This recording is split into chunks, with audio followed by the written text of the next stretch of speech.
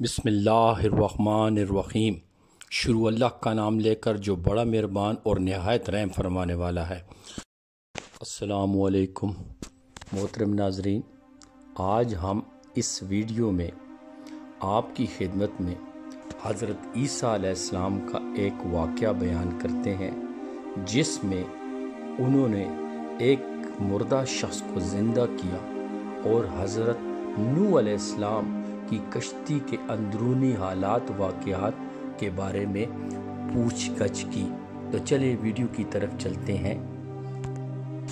علامہ ابن جریر حضرت ابن عباس رضی اللہ تعالیٰ عنہ سے روایت کرتے ہوئے کہتے ہیں کہ حواریوں نے حضرت عیسیٰ علیہ السلام کی خدمت میں عرض کیا کہ اگر آپ کسی ایسے شخص کو زندہ فرما دیں جس نے کشتی نوح کے احوال کو دیکھا ہو تو ہم اس سے گفتگو کریں۔ آپ انہیں لے کر چل پڑے اور مٹی کے ایک ٹیلے پر تشریف لے گئے۔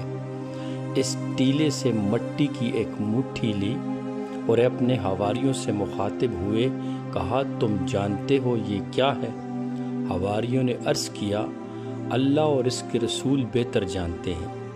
آپ علیہ السلام نے فرمایا، قم بِإِذْنِ اللہ، تو اچانک وہ سر مٹی جھاڑتا ہوا کھڑا ہو گیا اور اس کے سر کے بال سفید ہو چکے تھے۔ حضرت عیسیٰ علیہ السلام نے حام سے پوچھا، کیا تم اس طرح اس دنیا سے بوڑھے گئے تھے؟ تو انہوں نے جواب دیا، نہیں، بلکہ میں جوانی کے عالم میں فوت ہوا تھا، لیکن مجھے لگا شاید قیامت آ گئی ہے، اس خوف سے میرے سر کے بال سفید ہو گئے۔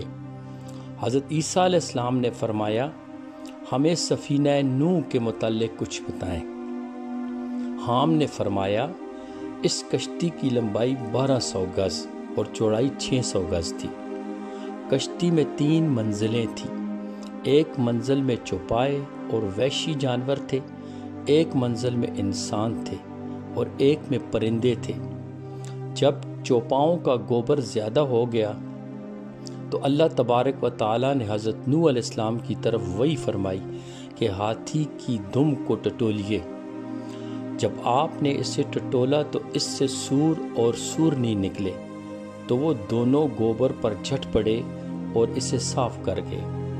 پھر جب چوہے کشتی کو کاٹ کر سوراخ کرنے لگے تو اللہ تبارک و تعالیٰ نے حضرت نوح علیہ السلام کی طرف پھر وحی فرمائی کہ شیر کے دونوں آنکھوں کے درمیان ضرب لگائیے۔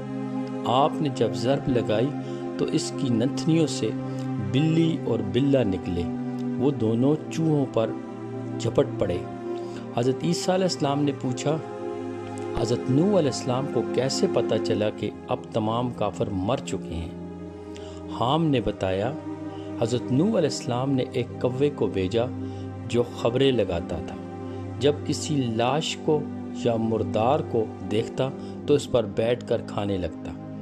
حضرت نوح علیہ السلام نے اس کے لیے بد دعا کی کہ وہ انسانوں سے ڈرتا رہے، اسی لیے اب وہ مانوس نہیں ہوتا اور گھروں میں رہنے کا عادی نہیں ہے۔ حام نے فرمایا، حضرت نوح علیہ السلام نے کبوتر کو بھیجا، وہ اپنی چونچ میں زیتون کے پتے اور پاؤں کے ساتھ مٹی لے آیا۔ آپ سمجھ گئے کہ پوری دنیا غرق ہو گئی ہے۔ آپ نے ان پتوں کو کبوتر کے گلے کا ہار بنا دیا اور اسے یہ دعا دی کہ وہ مانوس و ممنون رہے، اسی لیے وہ گھروں میں رہتا ہے۔ راوی کہتا ہے کہ حواریوں نے عرض کیا، اے اللہ کے رسول، کیا ہم انہیں ساتھ گھر نہیں لے چلیں کہ وہ ہمارے ساتھ بیٹھیں اور ہم سے باتیں کریں؟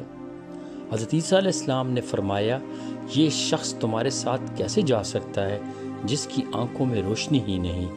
راوی کہتا ہے کہ پھر حضرت عیسیٰ علیہ السلام نے قم بِإِذْنِ اللہ، اللہ کی اذان سے واپس اسی حالت پر چلا جا کہا اور وہ مٹی بن گیا۔